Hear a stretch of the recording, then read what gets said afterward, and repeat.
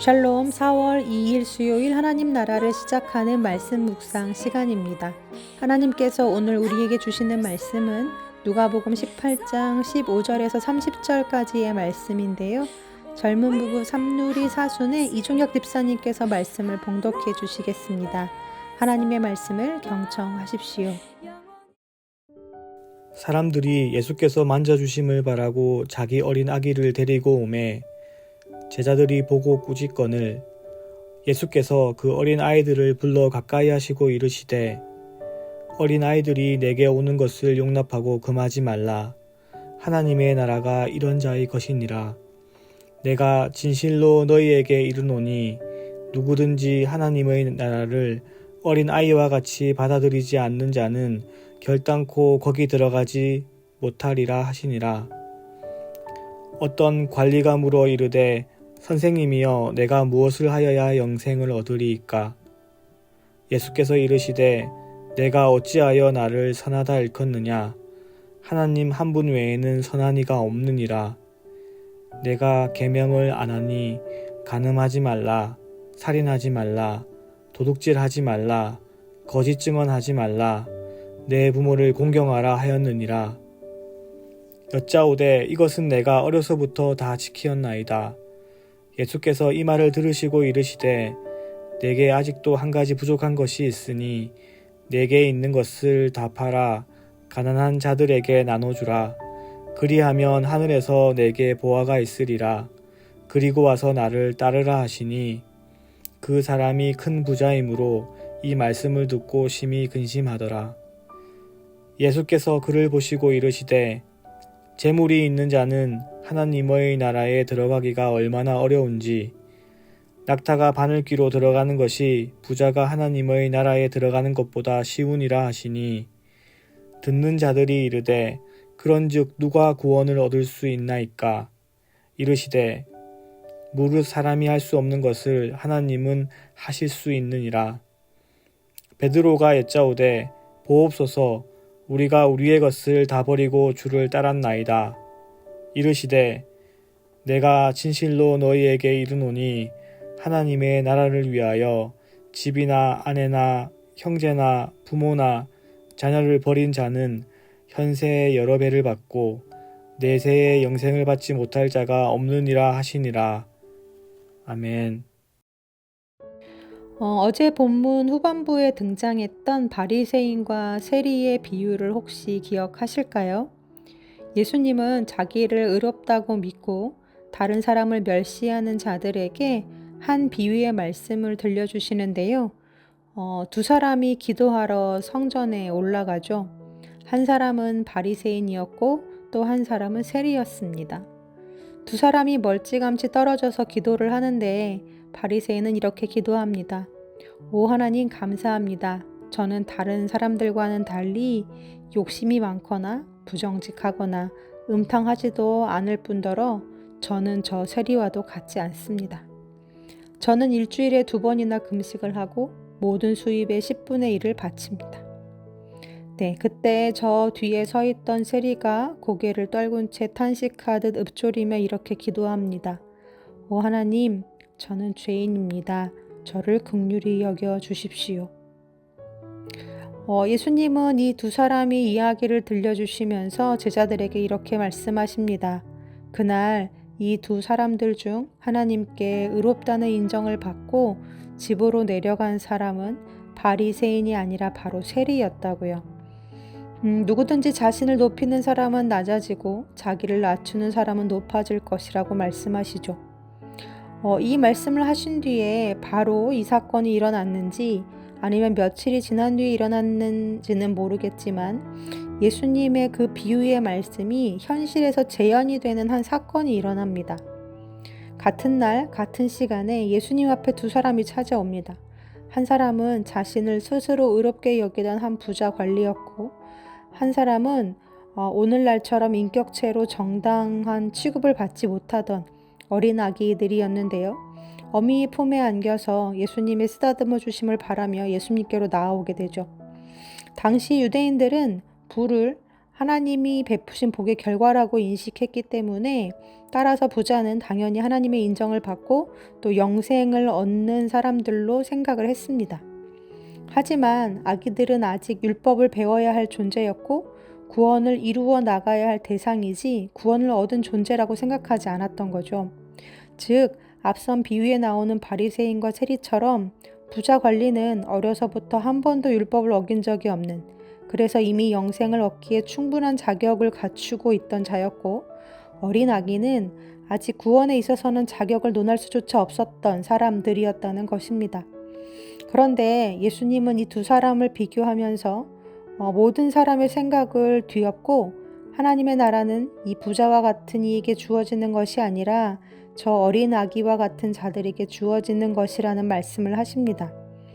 그렇다면 예수님께서 말씀하신 이 어린아이와 같은 사람은 과연 누구를 의미하는 걸까요? 어린아이를 영접하시며 그들이 내게 오는 것을 막지 말라고 하셨던 오늘의 누가복음 18장과 동일한 본문인 마태복음과 마가복음의 말씀을 찾아보면 이 어린아이에 해당하는 헬라어 원어가 다르게 사용되고 있음을 알 수 있습니다. 즉 헬라어 원어 성경을 찾아보면 마태와 마가는 젖먹이부터 초등학생 정도까지의 연령대를 포함하는 그 어린아기를 가리키는 파이디온이라는 단어가 쓰였던 반면 누가복음은 그보다 더 어린 아기들, 즉 태어나지 않은 아기부터 젖먹이까지 이르는 태아와 갓난아기를 가리키는 브레포스라는 단어를 사용하고 있음을 알 수 있습니다.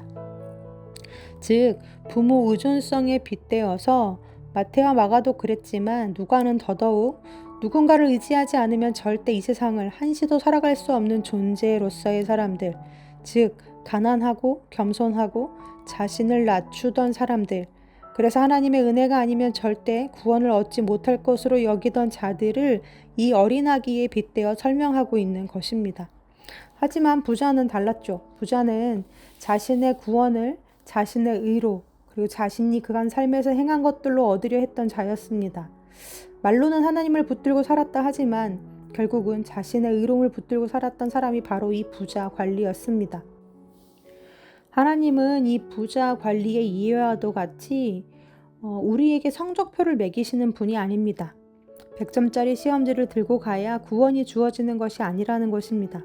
하나님의 채점 방식과 우리의 방식은 다릅니다. 빵점을 맞아도 늘 빵점짜리 시험지를 들고 갈 수밖에 없는 그런 사람들이지만 그래서 더욱 하나님의 은혜와 긍휼을 구하며 그러한 나의 죄성과 그러한 나의 본성과 그러한 나의 무능의 가슴을 치며 주의 도우심을 구하는 자에게 하나님은 구원과 은혜를 베풀어 주신다 하십니다. 사랑하는 우리 우신 가족들, 예수님께서 그 부자에게 내 소유를 다 팔아 가난한 자들에게 나눠주고 그런 다음 너는 나를 따르라 하셨던 말씀은 진짜 세상의 것이나 물질이나 인간적인 관계들을 다 포기하고 하나님을 따르라 라고 말씀하신 것이 아닙니다.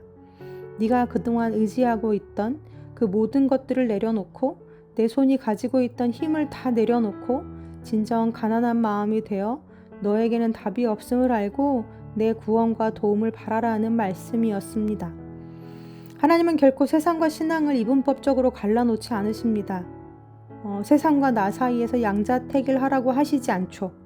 오히려 세상 속에서 우리가 어떻게 살아가야 하는지 그 마음의 자세를 가르쳐 주십니다. 원래 우리는 아무것도 아닌 존재였습니다. 지금도 역시 우리는 하나님 앞에서 아무것도 아닌 자들입니다. 철저히 죄인이고 철저히 무능하며 철저히 교만한 우리는 그저 주님의 은혜와 긍휼이 필요한 자들일 뿐입니다. 나의 것으로 나의 힘으로 나를 채우는 큰 부자가 부럽지 않은 이유는 우리의 가난함 속에서 오늘 하나님을 찾을 수 있기 때문이요. 그러한 자들에게 하나님은 여전히 은혜를 베푸시기 때문입니다. 오늘도 가난한 마음으로 주의 은혜를 구하며 나의 구원이 아니라 오직 주님께로부터 구원이 옴을 고백하면서 어린아기처럼 그 말씀 속에 나오는 세리처럼 주님께 나아가는 한날 되시기를 간절히 소원합니다. 아멘. 함께 기도하시겠습니다. 하나님, 부끄럽지만 부끄러움의 자리에서 주님의 은혜를 구합니다. 지혜가 없지만 지혜가 없기 때문에 또 하나님의 지혜를 구하고 능력이 없지만 능력이 없기에 또한 주님의 능력을 구합니다. 오늘도 주의 도우심을 구하고 주님의 긍휼을 구하며 주님의 은혜를 구하는 가난한 자들에게 주의 구원과 은혜를 베풀어 주옵소서. 예수님의 이름으로 기도합니다. 아멘. 말씀을 마쳤습니다. 이후로 감사 나눔 시간에는 오늘 말씀을 봉독해 주신 이종혁 집사님의 사연을 소개해 드립니다. 안녕하세요. 젊은 3-4순 이종혁 집사입니다. 무엇을 감사해야 할지 고민을 하다가 회사의 동료들에 대한 감사한 마음을 말씀드리려고 합니다. 저는 공장 자동화 관련 소프트웨어를 개발하고 있는 21년차 개발자입니다. 저는 2년 전 자회사에서 흡수되어 지금의 회사에 합류했고 작년 9월부터 저를 포함하여 15년 이상 근무한 개발자 단 4명이 자그마한 회의실에서 새로운 소프트웨어 프로그램을 개발하고 있습니다. 4명이 한 팀이 되어 개발 업무를 시작한 초반에는 새로운 업무와 인간관계에 대한 두려움 때문이었는지 업무 실력은 부족하지만 잘 해내야 한다는 부담감 때문이었는지 대상포진을 겪고 급격한 눈의 노화를 체감하면서 마음이 많이 위축됐었습니다. 그런 저를 배려하고 격려해 주신 분들이 바로 함께 팀에서 근무한 3분의 개발자 분들이십니다.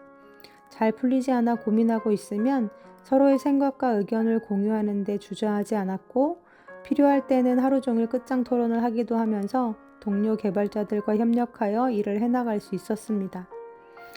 이런 팀워크 속에서 제 마음도 많이 회복되고 안정화된 것을 느낄 수 있었습니다.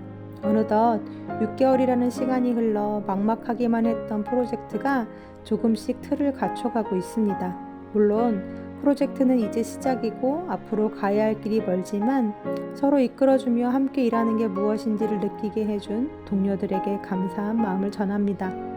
그리고 스스로의 역량에 대한 한계를 느끼며 무겁게 발걸음을 옮기는 출퇴근길에서 귀에 꽂은 이어폰에서 흘러나오는 찬양을 통해 위로하신 하나님께 감사드립니다 하시면서 주간 스케치를 통해 알게 된 기프티드의 오 주여 당신 앞에 라는 찬양 신청해 주셨습니다.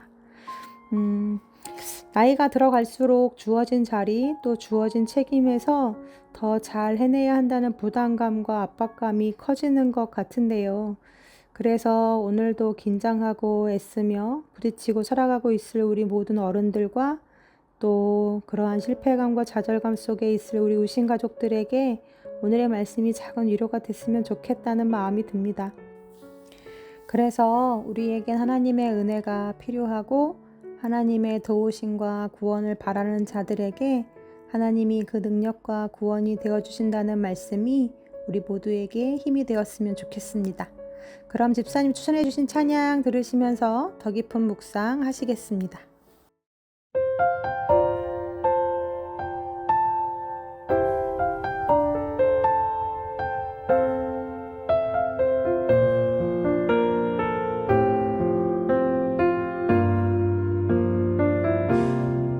오 주여 당신 앞에 내 영혼 엎드립니다.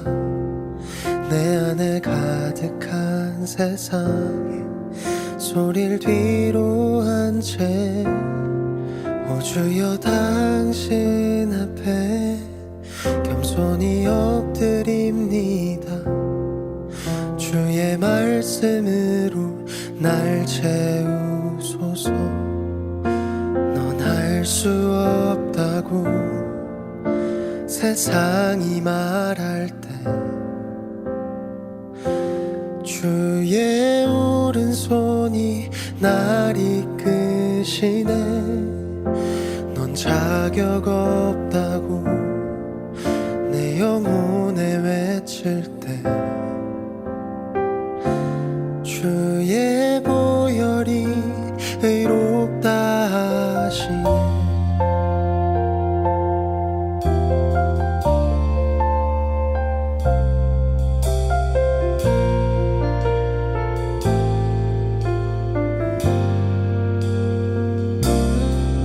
주여 당신 앞에 내 영혼 엎드립니다.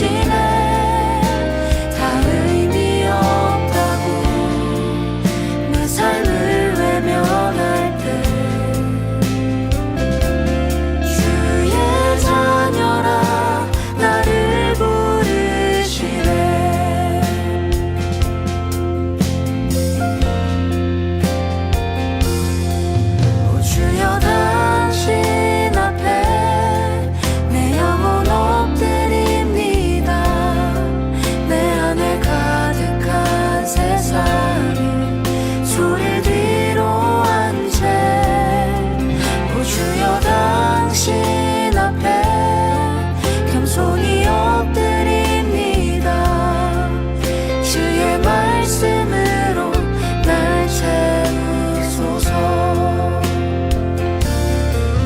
오 주여 당신 앞에 내 영혼 엎드립니다. 내 안에 가득한 세상이 소리를 뒤로한채 오 주여 당신 앞에 겸손히 엎드립니다. 주의 말씀으로 날 채우소서. 넌 할 수 없다고 세상이 말할 때 주의 오른손이 날 이끄시네. 넌 자격 없다고 내 영혼에 외칠 때 주의 보혈이 의롭다 하시네. 나는 안 된다고 의심 속에 헤맬 때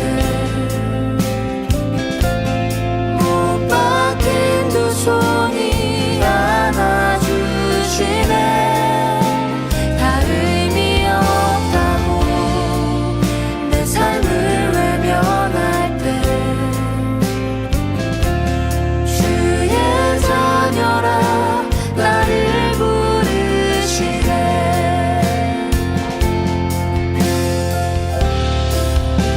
넌 할 수 없다고 세상이 말할 때 주의 오른손이 날 이끄시네. 넌 자격 없다고 내 영혼에 외칠 때 주의 보혈이 의롭다 하시네. 나는 안 된다고 의심 속에 헤맬 때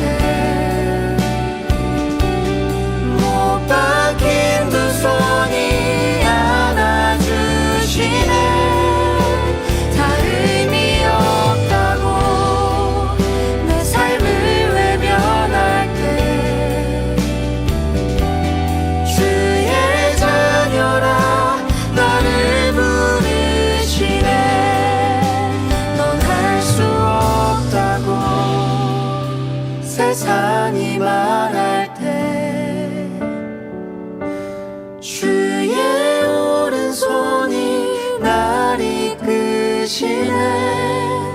넌 자격 없다고 내 영혼에 외칠 때 주의 보혈이 의롭다 하시네. 나는 안 된다고 의심 속에 헤맬 때 못 박힌 두 손이 안아주시네. 다 의미 없다고 내 삶을 외면할 때 주의 자녀라 나를 부르시네. 주의 자녀라 나를 부르시네.